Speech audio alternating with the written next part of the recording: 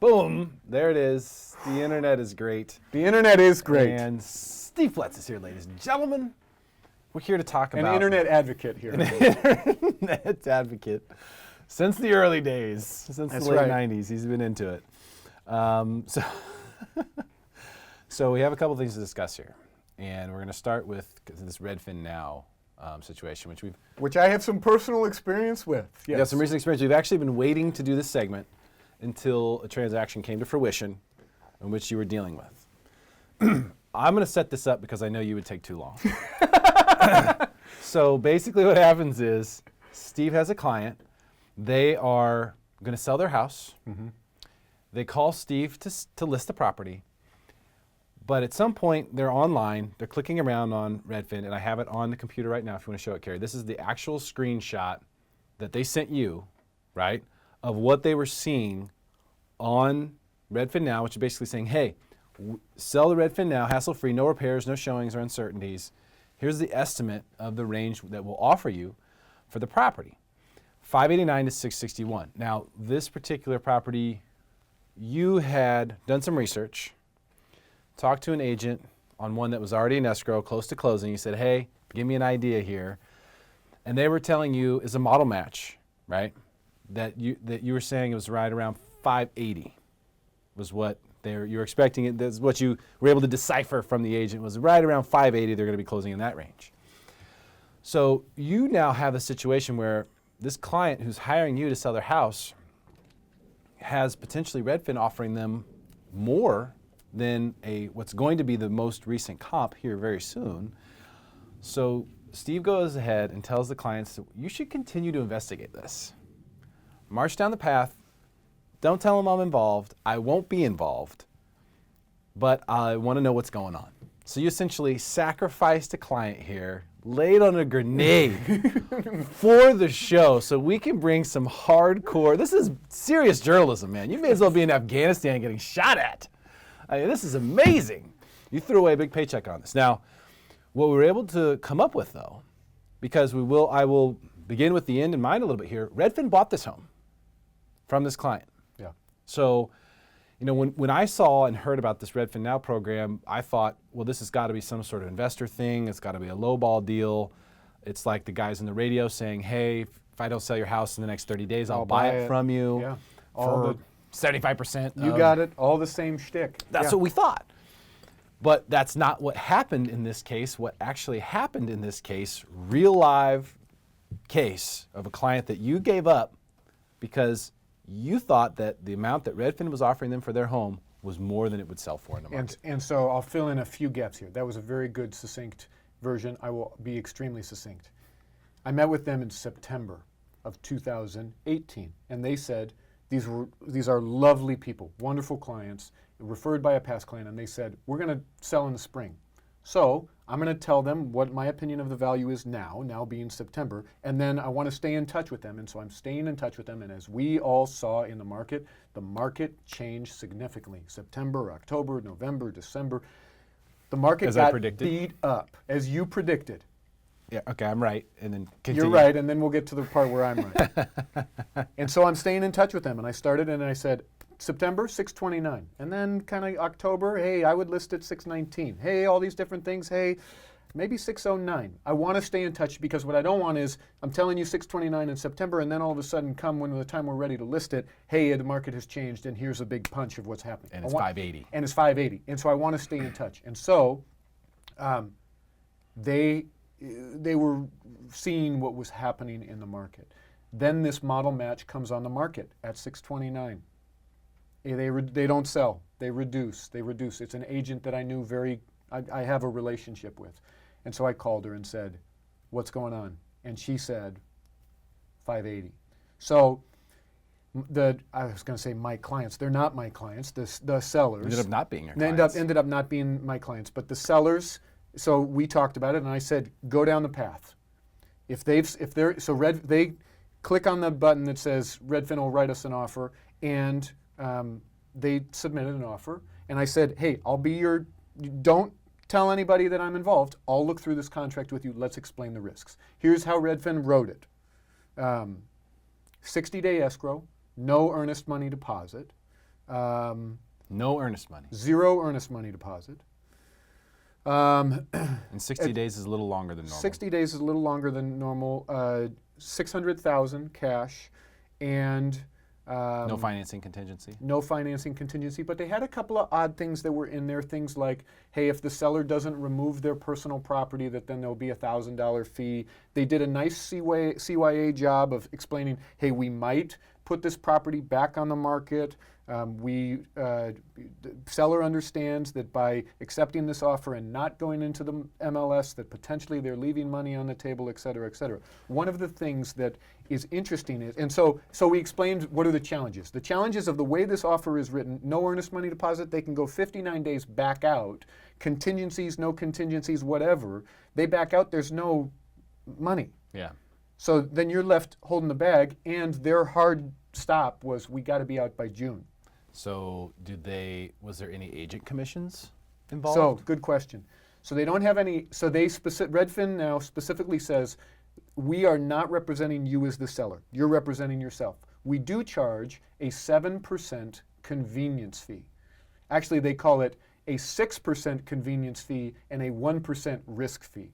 I don't know what the hell a risk fee is. I don't know what the hell a convenience fee So is. instead of charging you Exactly. as a seller a 6%, which would be kind of full price standard, it's actually 7%. Right. So you have to factor that in. Absolutely. And with them, I had a full commission in our discussion.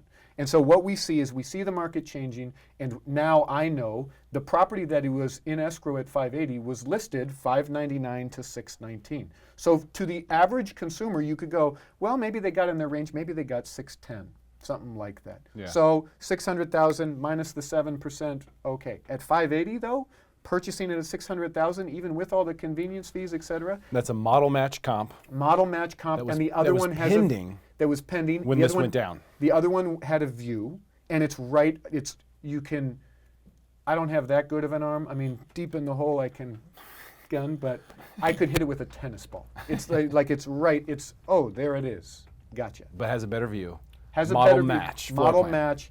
Condition similar. Very similar. Okay. My opinion, the property that I'll again say my clients, just as a description, they're not my clients, but my client's home, the interior was slightly better, but pretty similar. Very similar. Okay. And that one, so it did end up closing 580. The one comp. across the street, yes. comp.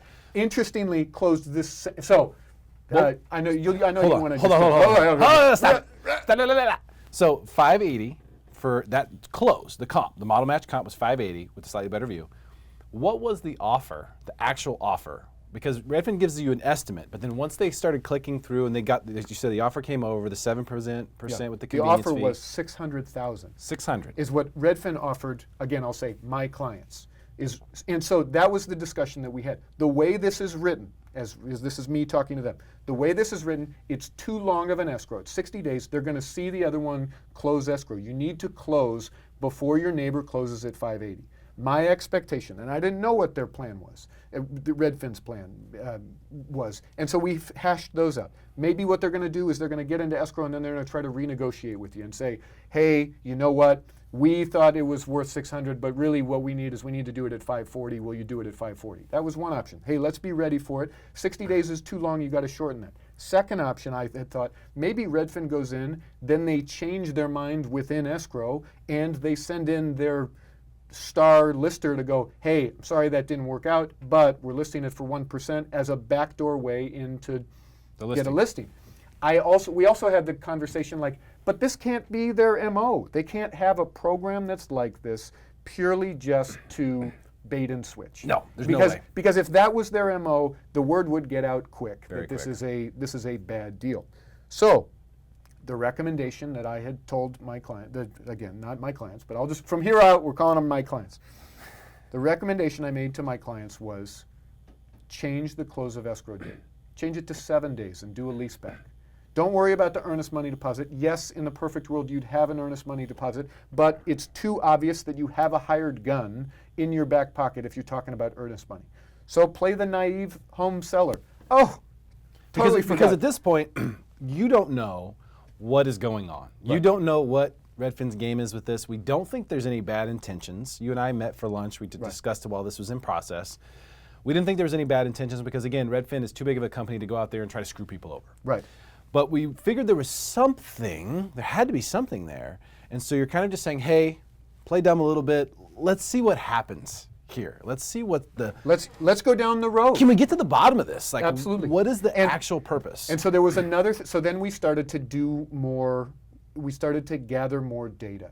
And Redfin on their site, and even to this day, I checked this morning, for that property, the Redfin estimate, or whatever they call it, is like $660. No, I have it right here, Carrie, if you want to pull it up. This is the actual prop. So this is the subject property that was purchased by Redfin, right? Yes, so this property has closed escrow at $600,000. Okay, so it did close escrow, so there's spoiler alert. It did close at $600,000, so you basically gave up the deal because your clients got an offer that you thought was significantly better than the market. Better than market. Had we listed at market a model match that's basically from where this photo is taken, like the picture that we see, the guy that is snapping this photo is standing right in front of the model match. Well, here's the model match right here. This one, so you can see, sold for $580. Now this one here, the subject property that we're talking about, hasn't been updated yet on the Redfin site because it was last sold for $600. But maybe they're not putting that information in when it's a Redfin Now there's purchase. More it's still you know what I mean? developing. That's also interesting. Like, why didn't they? Because that's done. Why wouldn't that be corrected unless they don't want you to know for some reason? I don't know. It's really very interesting. So, but here's the model match. So, and you can see it's in very good condition. I mean, look at the difference here. Yeah. You know, I mean, this is obviously not a great photo, and that's the only one I have. Yeah. But this is obviously a really nice one, very similar. But also notice the Redfin estimate on this one was lower. $590. Is it $595. And go back to the property. Now look at the Redfin Now here. This one has closed. It was purchased by Redfin and closed for $600. You can see the Redfin Now is $587 to Scroll up $659. to the Redfin estimate. They say $652. So that is really interesting because Which I think shows the fallacies of these pricing estimates, algorithms. yeah, they're just a guess. Okay, let's look at your build. Did you look at that? Okay, 1988. They're the same complex. They're the same 89. everything. It's the same community. They're across the street, and the street is just. I'm just trying to find something here. To explain to me how the same house, this house, of course, has the view. This is nice. Is $60,000 less? I mean, this one's. Look at that. Yeah. Looking, what is that, southeast? So I prefer to be the buyer who got this one for $580. Absolutely. Than to be Redfin who got the other one for $600. We also looked up to see how many properties they purchased in San Diego. Or you looked it up. Right. And 30 something. And Redfin in San Diego County, they've done something like 30 transactions. Interestingly, I looked at a property also in Vista, in Shadow Ridge, that turns out, and they're disclosing, seller is Redfin. Redfin is an owner. And that property, Redfin purchased higher than they're trying to sell it. So they had a bad deal on that one. They went, oh, we're going to lose a little money on this one. So let's try to get to the bottom of this. Like, what is the point here? Seriously. No, I mean, like, what is the purpose? You're buying houses. Now, obviously, they expect to make money somehow in this. They're not doing this logically for the fun of it. Okay? We would think. So I'm with you. How are you making money buying houses for, 20 grand above market value? Right, and so interesting. So the final thing I'll say in this story is that I told my clients, you got to close before 580 closes. So you got to push for that. So we countered and just play the dumb homeowner and say, oh, my mistake. Can we do 7 days? They did. They asked for 7 days. Redfin said 14 days. Great. So they got do it. And so they got 14 days. Both properties ended up closing the same day. Oh my goodness. So the 600 and the 580 both happened on the same day. Here's my opinion. You ask, why is Redfin doing this? Here's my opinion. What's the point? What's the end game? Redfin is in the Steve Ploetz team of the market is improving, and they got burned on a few, but they believe it's still a great time to buy. The market's appreciating. And why are they selling the one in Shadow I'm Ridge with for a you. loss? That one's stupid. They should hang on to Olympus Loop, that property that we're talking about, and they need to wait, in my opinion, 6 months. That's it? In order to, I mean, to me, That's pretty optimistic, Mr. Optimistic. I bet $100 on Oceanside. I think September or October of last year. It was around there. I'll have to go back and check. Yeah, we will have to go I back and check. stand by even with the fall and winter being tough, the spring is going to be. Spring is definitely heating up. We'll talk about that. Spring is But I'm coming. trying to figure out what they're doing here. I mean, like, what's the point? Because they're buying these cash. It's a company that hasn't been profitable yet, so it's not like they're sitting on huge banks of cash. So what's the point? Is it just to try to keep the Redfin sign in yards out there? I mean, you need so much money. Think about it. If the average sales price is $600,000, you do 100. let's say 500,000. 500,000. You do 10 transactions, so you get to put 10 Redfin signs out, you need $5 million. You do 100 transactions, you need $50 million. $50 million for 100 signs of property that you're putting back on the market, and with this Olympus Loop, the $600,000 deal, at best they break even. Well, that's what I'm saying. So that could be the model. I mean, this could be a loss leader situation. It could be a situation where you say, hey, listen, we know we're going to go into this, we're going to try to break even. To do what? That's what I'm saying, to get signs out. To put signs out? Yeah, to get listings, because obviously when they go to sell this home, they're going to get the listing, right? So They better. I'm going to create my own Steve Ploetz, buy it now. I'm going to call them up. I'm going to backdoor my way in. okay, you guys can buy it, but I have to list it. Let's write that in. I mean, like, so they're going to get listings. They're going to get signs in the yard. They're taking this buyer, and who knows what's happening with this buyer, but obviously that was a pretty good experience. $50 million for 100 signs so that you can get 100 more, so you can get some branding. That's a bad business model. But not if you break even. If you break even, it's way cheaper than buying ads on the TV. risk is too high. I agree, but I don't know what they're doing. Yeah, otherwise, why would you spend?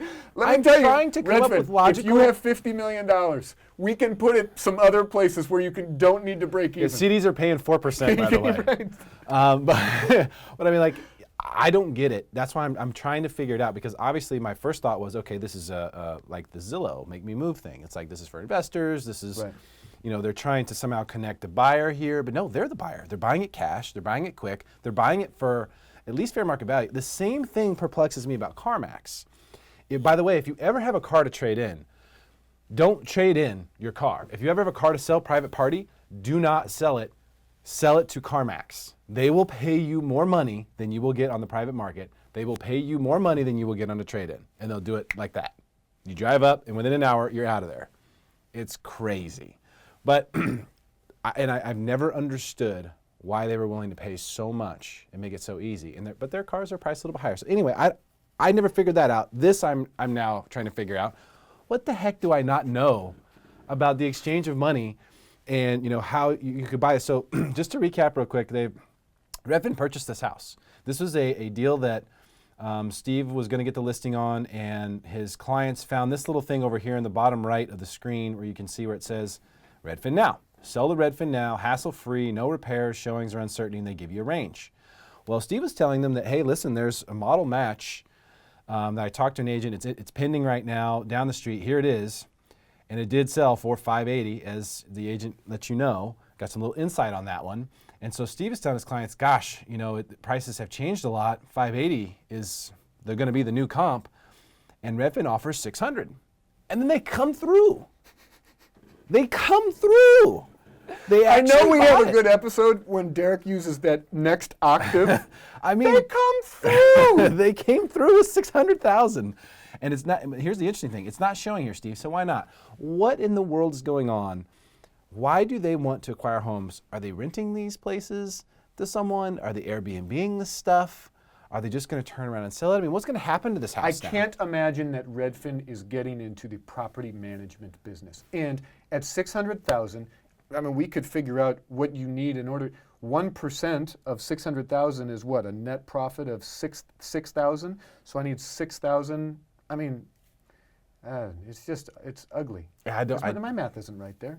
No, 1% is correct. Yeah, $6,000. But I don't know why you're talking about 1%. Well, I'm just trying to figure out, like, as an ROI, what would you need in terms of, but there's better places to put your money.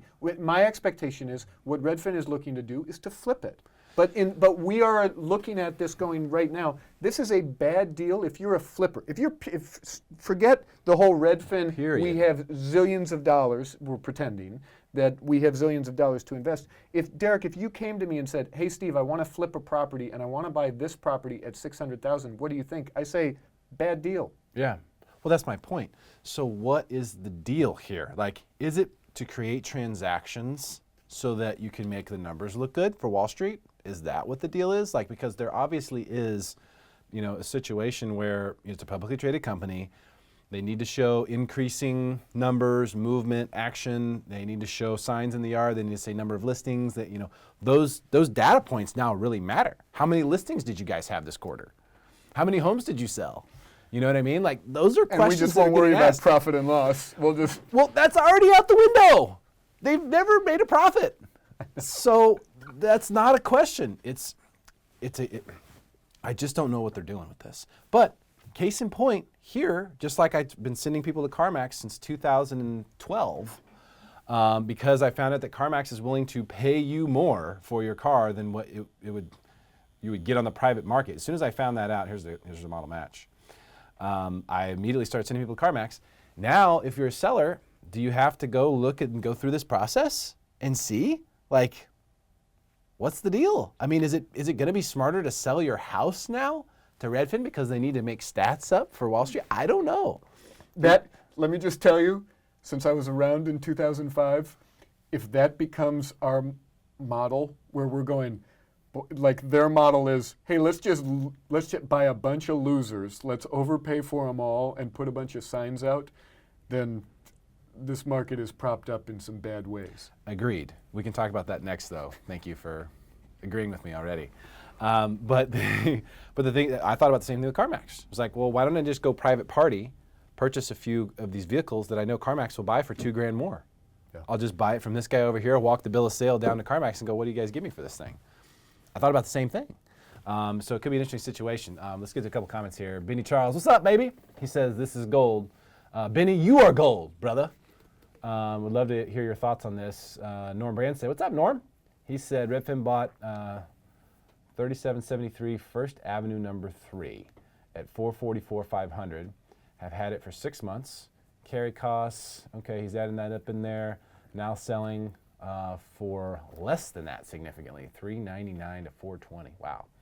Yeah. Subtract 1% closing costs, subtract another 2% agent co-op. So easily a $30,000 loss. Yeah.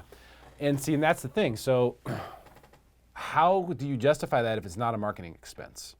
You know what I'm saying? Yeah. So if you're Redfin, you have to look at that and go, okay, well, we bought a house from someone, so we made someone really happy. Like, those sellers have better be ecstatic. Oh, they are. Especially when they found out that their neighbor was in escrow at $580. And they got $600. So the seller, those people, they're through the moon. Like, wow, they must be thinking, Redfin's amazing. This is great. They're giving away free money. All right, so you are winning someone over with that. So there's something to be said for that. And then you're also, you get a listing. I would love you if you overpaid for my property too. Obviously. The interesting thing, to interrupt you, is they actually said the whole time, Steve, there's some funny business going on here. Something, it doesn't sit right.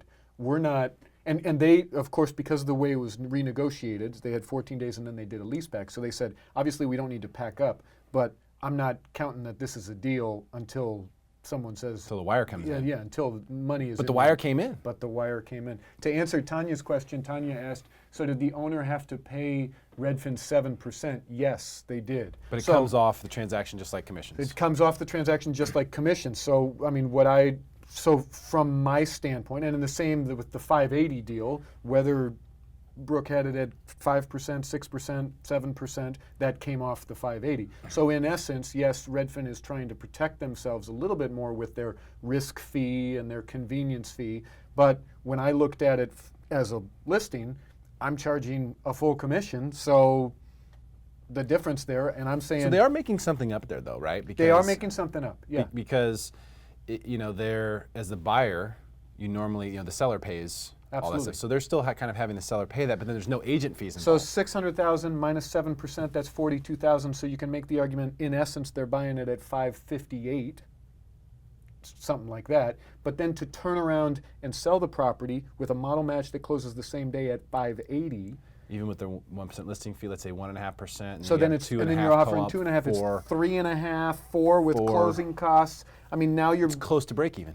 But that's my point, is that it could be a break even strategy to get a happy client, signs in the yard, transactions on the spreadsheets for Wall Street. It's so much risk for a sign in the yard. But it's not just a sign in the yard, though. It's a happy customer. Look how ecstatic your clients are with the fact that they did this. So let me ask you, to interrupt. And the sign in the yard. I'm not going to let you interrupt me again. You already did it once today, and that's the end of it. There's going to be 4 more. The sign in the yard is also something. There's also a chance to make a profit.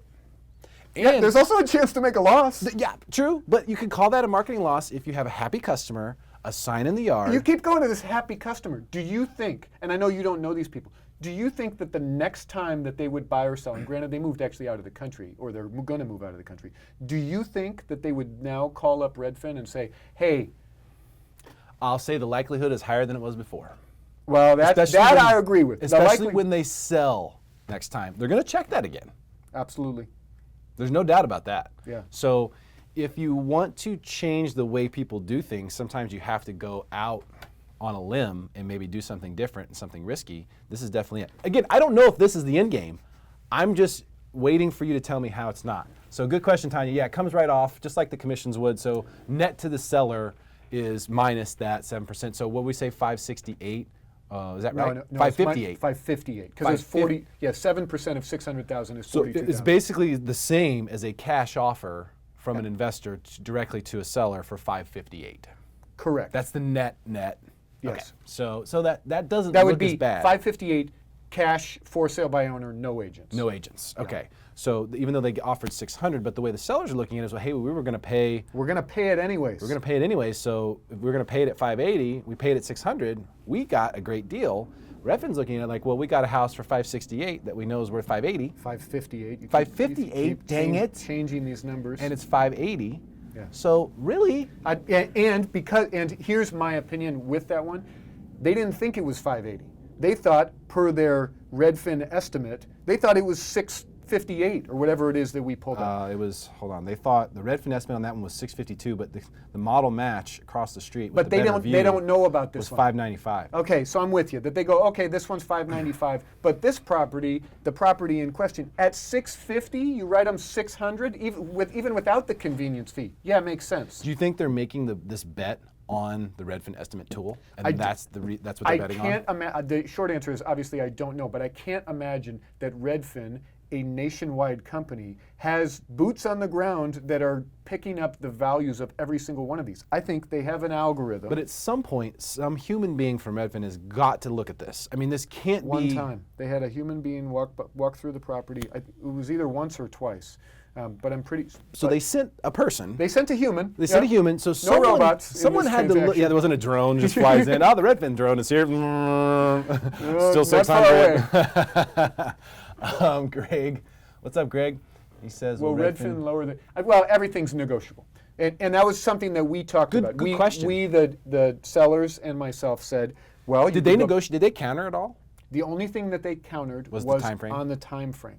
And they said, we want a lease back and we want a quicker close. They could have possibly negotiated a better deal. They could have possibly negotiated and said, hey, remove the 1% risk fee. And this was a conversation that I had with them. And I said, take the money and run.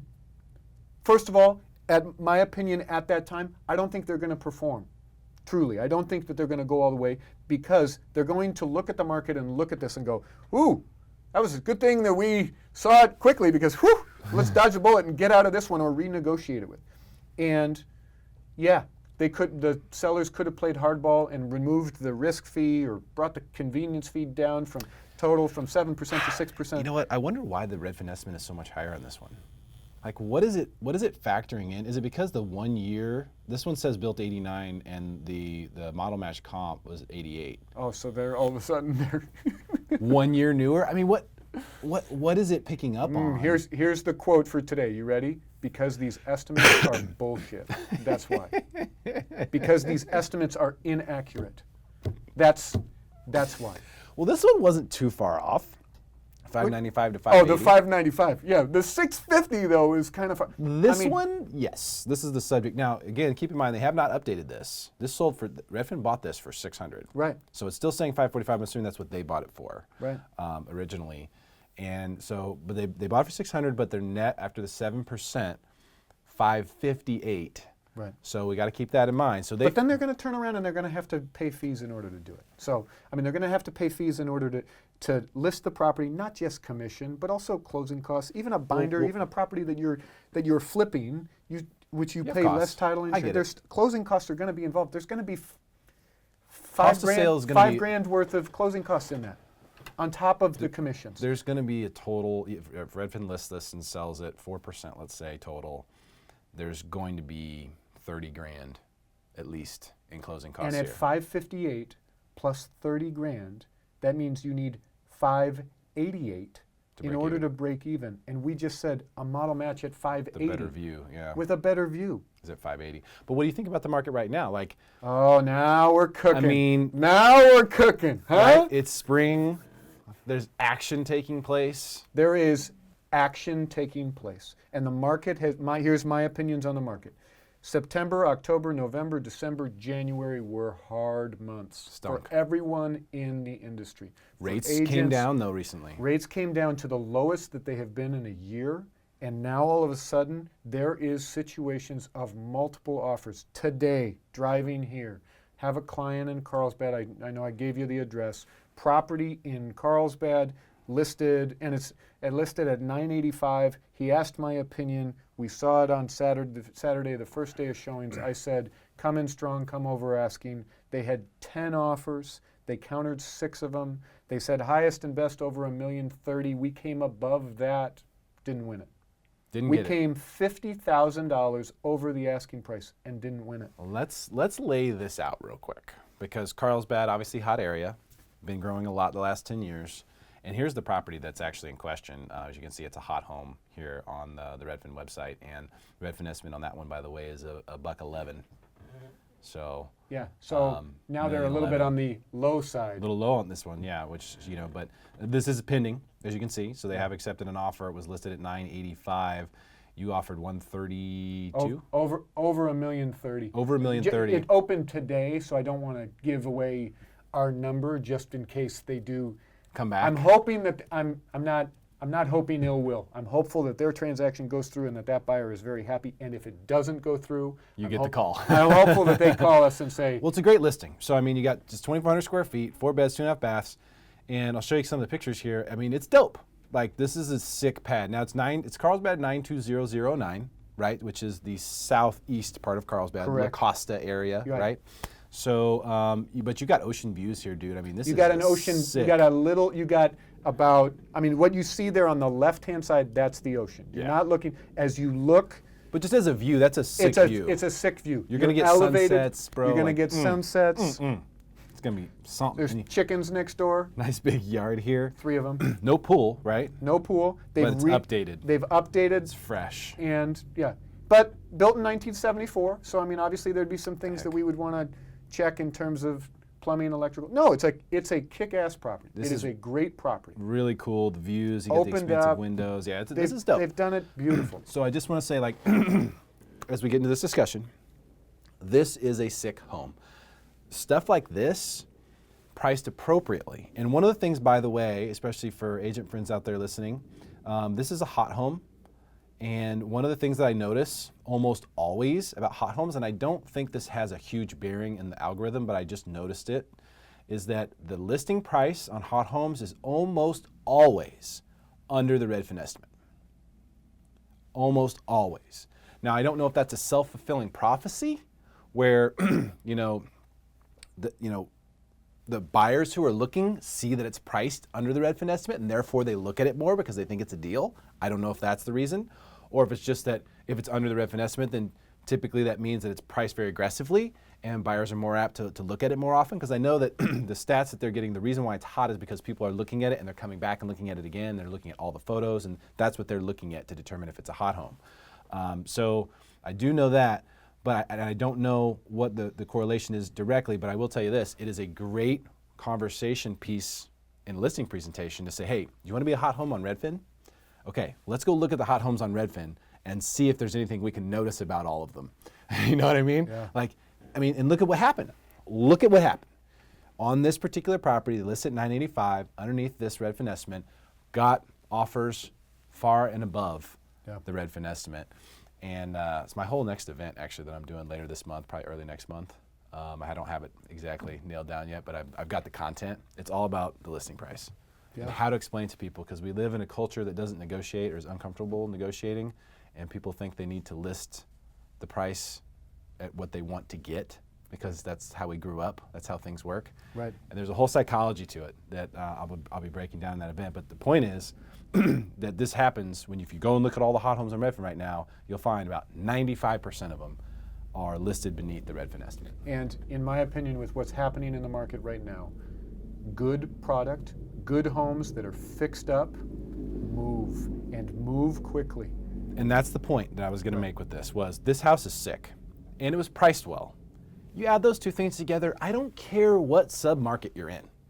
Like, it's going to work for you. That's going to work out. If you have a house that is dialed in like this, and you price it at a place where you're not being greedy, you're not misunderstanding the use of the listing price, and you're under the Redfin estimate or something just slightly, my goodness, you're going to have all kinds of action. But that's not every property, though. I agree. And there's a lot of crap out there. And too often, that's what we're seeing. Is the market right now is in a very interesting place where we're getting this jaggedness of some sellers. What they want to do is they want to list a property too quickly, in my opinion, and not fix it up and just throw it on the market and, hey, let's see what happens because our neighbor sold it at such a great price. And this market, even more, it requires that sellers be patient, that they fix it up, and that they list it strong. I have a listing right now that I'm going to throw you a curveball here because we didn't prep this one. Okay. 1387 Temple Heights. Let me do this real fast for Norman. What's up, Norm? So he said, so what's the difference? Like, why? He said Redfin's website states a 7% service fee. It's actually 6% plus a risk fee, right? So it's a total 7%. Yeah.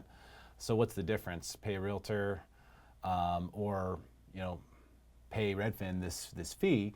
And that's a great point that you're making. And in this particular example that we were using, was that Redfin was actually willing to pay, and they bought this house for $20,000 above the previous comp. Right. So even if you balance out the fees on both sides, the seller still had a win there. And what I told them, the benefit of moving forward with that Redfin offer was, if Redfin baited and switched, if Redfin tried to change the deal, nobody would know. You wouldn't have the stigma of being in the MLS, going pending, and then going back active. And in this market that is riddled with fear, every buyer going, what's wrong? Yeah. Looks like a good property. Why'd you fall out? Is there something wrong with the property? And then it creates this stigma. So the thought was, hey, let's do it for a short time period with them, a week if we can. Okay, they want to do 2 weeks? By all means, let's do 2 weeks. If they perform, fantastic. If they don't perform, nobody knows. No one knows. That's a really good point, too. There's no risk. There's little risk, especially for 2 weeks. Yeah. 2 weeks is little risk. 60 days, big more risk. More risk. So what was the 1387 Temple Heights. Okay. A little dead air here, is my man. Little oceanside action. Little so oceans. This is pending, 2-bedroom. So this is pending, and so same thing. This gentleman called me up and said, "Hey, Steve, this place was crap." I love you, Dave. If you're listening. So he inherited this property. Okay. And it was a rental for like 25 years. Peacock Hills, and looks nice. 2-bed, 1-bath.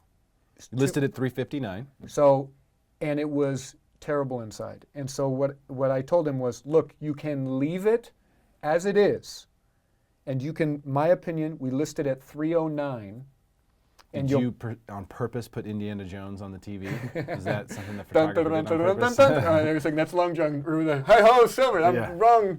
Wrong generation. Wrong generation. But so I said, look, here's what you can do. You can list it as is, and what you're going to get is sit on the market.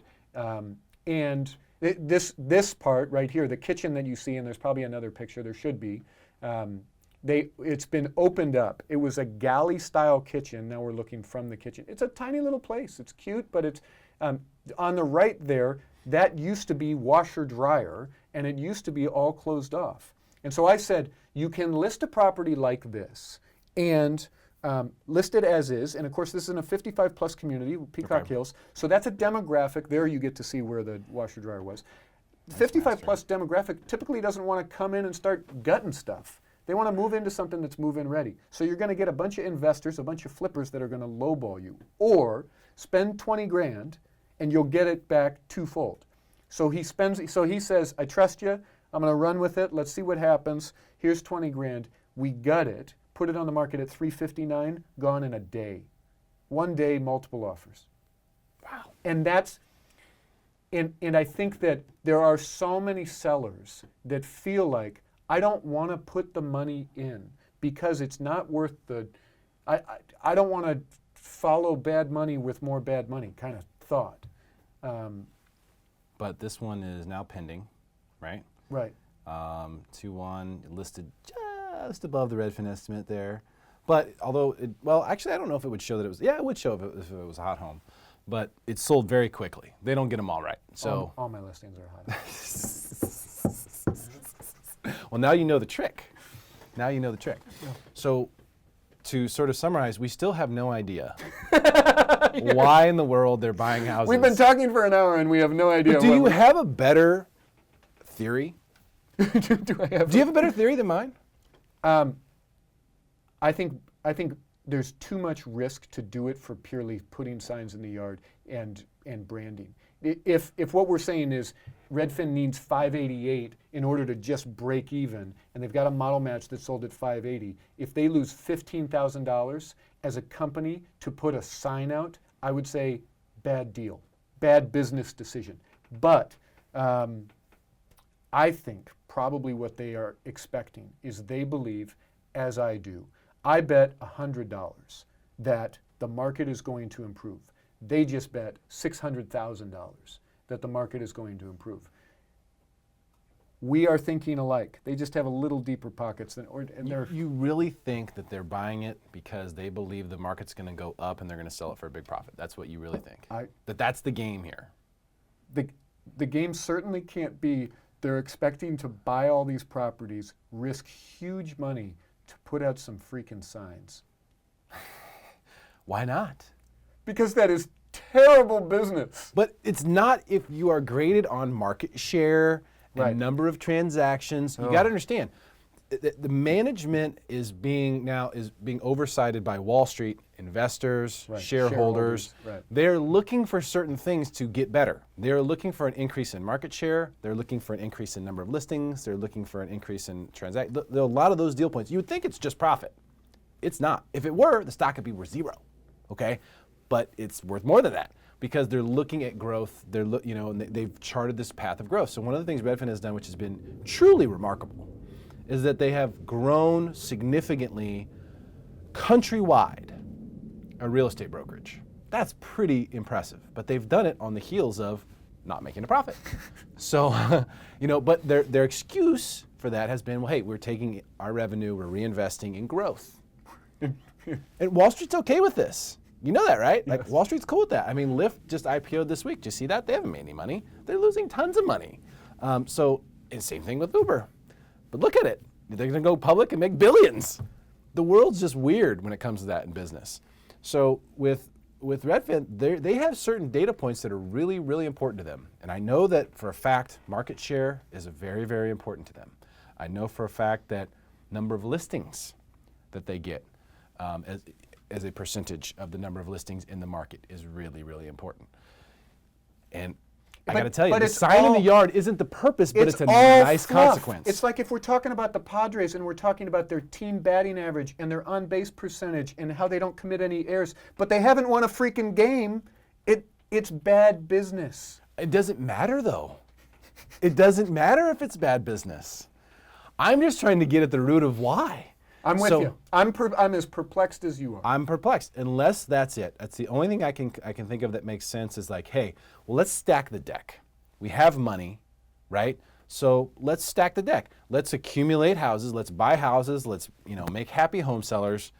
Let's create a relationship with someone. Let's maybe make a profit, right? I'm sure they didn't intend to lose money on this deal, and they may not. And if to they me, that's sell the it big, for $600, they will make money. and to me, that's the big thing, is that we're working under the assumption that they're like breaking even on every deal. We just had a conversation here. Was it Norman who was talking about that, hey, here's another example where they lost money. I was talking about looking at a listing that's currently on the market where they bought it for more than what they're trying to sell it at. They are losing money on many of these transactions. I don't know how many. And as it's right now it's a small sample size.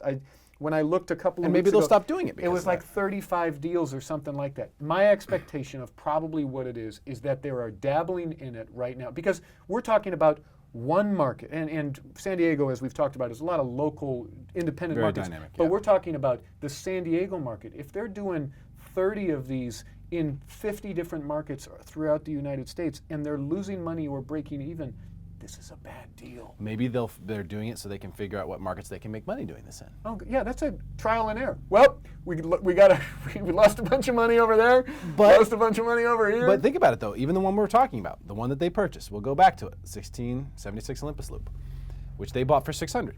Right. We know the model match 1697 Olympus Loop sold for $580. But we also know that their 7% was baked into that. So they're actually into this one, 1676, they're into this for $558. So if they were to just turn around and sell it for what they bought it for, $600, they're in the black on that. Now, it doesn't look like that would be doable right at this second.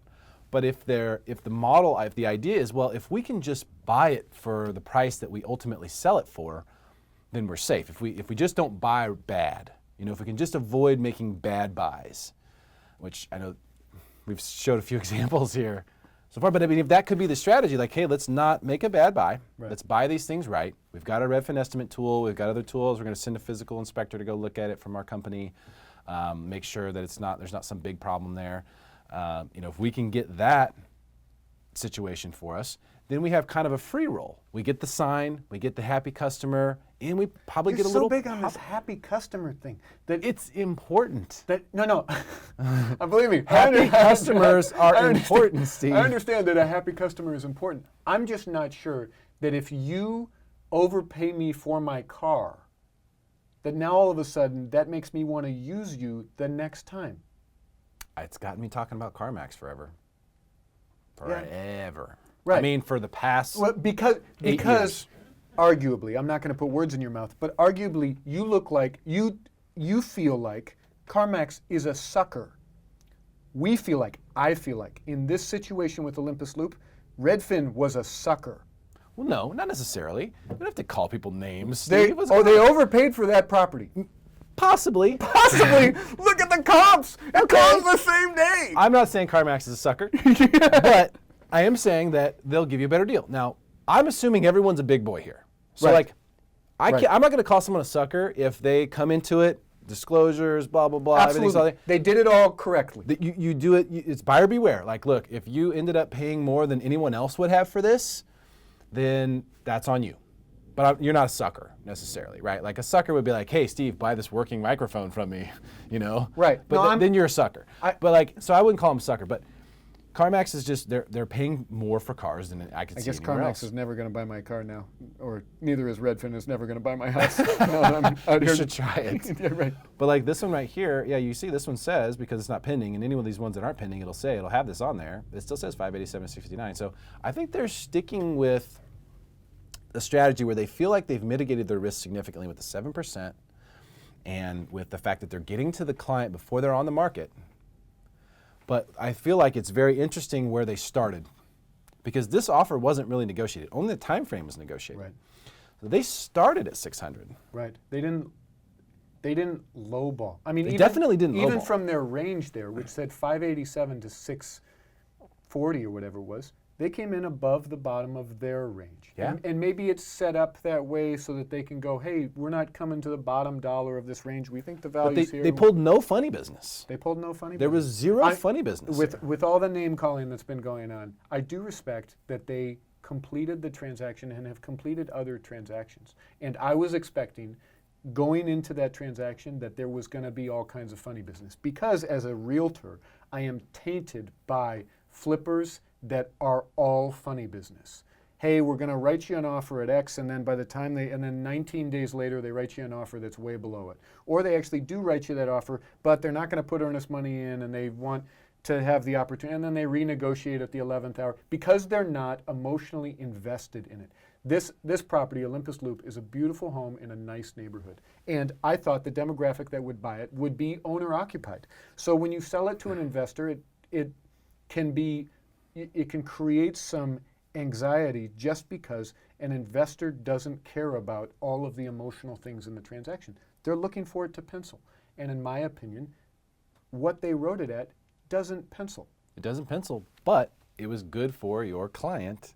It was good for my So, and they pulled zero funny business. They pulled zero funny business. In fact, they expedited. The client here, the seller, negotiated the term, the length of the contract, Right. and got it down to 2 weeks. They performed no renegotiations, no, hey, we got the inspection back. I think there was a very mild renegotiation when it came to, they did a physical inspection, but I think it was a few $100s. But it was not a significant renegotiation. Okay, so zero funny business. Right. The seller did well here. Yeah. And now we just have to see what's next. And I think that's what's going to be most interesting. Now we sit and watch and see, is this a model that Redfin is going to try to go from 30 homes in San Diego County to 300, 3,000 homes? Or do they take a bath on it and close down that program, and from now on when we look at Redfin, when we pull up Redfin to check your home, that Redfin Now is completely gone away? Or I think you underestimate the value of the signs in the yard, because when you're a big company like this, keep in mind, it's not just a sign in the yard, like a Steve Ploetz Century 21 Award sign in the yard, right? It's different when Redfin has a sign in the yard because they have all this real estate on the internet, right. on Redfin. Like when you look, if I do a search right now, which I can do, if I do a search right now for a home, and let's just say, let's just call it San Diego, California, and I have no parameters in here, notice right there on the screen, look, everything is too zoomed out except for what? One listing, that's Redfin. So they're able to drive traffic to listings that is different than, because they ultimately want buyers. Right? I mean, that's the game. A discount broker wants buyers. They use the listing as a loss leader to get buyers and make the commission on that. That's really that's the game of a discount brokerage. And that could be the game plan but if you're going to lose $15,000, $20,000, I mean, and I agree with you that perhaps they've miscalculated on this one, or hoping that the market increases. Certainly because of the lease back, they're not going to be able to list that property for a couple of months. Arguably, the market is going to improve over the next couple of months, and they're coming on the market. Today's April 2nd. They're going to be coming on the market May, June 2nd. So, I mean, that's the heart of looking at the demographic of who likely would buy that. It would be a family, maybe somebody. Could work out. That one could work out. And then I get to eat my words on on this program. However, I'm going to shred down a $100 bill and put it in a smoothie. No. The $100 bill, I would win because I still believe. I still believe. I'll tell you one thing. I'm going to favorite this one right here. Boom, because I want the updates on 1676 Olympus when that thing goes back on the market. I want to get an email on that. We will be tracking this thing, and we still have no idea what's going on. But it was a fun conversation with Steve Ploetz, ladies and gentlemen, who is doing extreme detective work, sacrificing commission, laying on grenades, and everything else that we could possibly ask him to do out in the field. Thank you so much, my friend. Thank you. Great to see you. And share this video with your friends. Make them smarter than everyone else. Come on, you owe it to them. They need it. You can help.